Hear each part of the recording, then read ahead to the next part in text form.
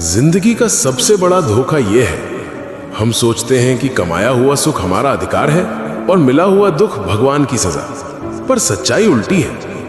दुख वहीं भेजा जाता है जहां उठने की क्षमता हो, और भगवान वहीं ठहरते हैं जहां आत्मा हार मानने लगे। आज जो ये कहानी सुन रहा है, शायद तुम्हारे अंदर भी एक टूटा हुआ हिस्सा होगा। तो ध्यान से सुनो। ये कहानी किसी एक लड़के की नहीं, ये हर उस आत्मा की है जिसे समय ने कड़ा बनाया है।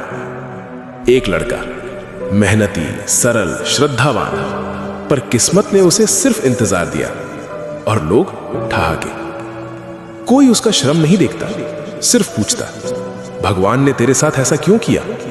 और एक रात उसने आसमान से फुसफुसाया, महादेव, क्या मेरी भक्ति अधूरी थी?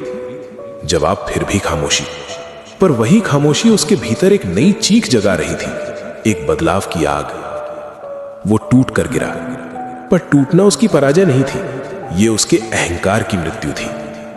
रोते रोते उसने पुकारा, अगर भटक रहा हूं रोक लो, अगर गिर रहा हूं पकड़ लो, अगर हार रहा हूं जगा दो।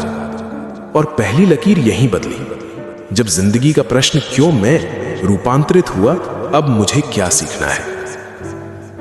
ध्यान की उस रात उसे शब्द नहीं मिले, पर एहसास मिला, साधक, मैं तेरी राह बदलने नहीं आया, तू जिस रास्ते पर है उसी को पवित्र बनाने आया हूं। यह संकेत था। भक्ति भागने का द्वार नहीं, टिके रहने का व्रत है।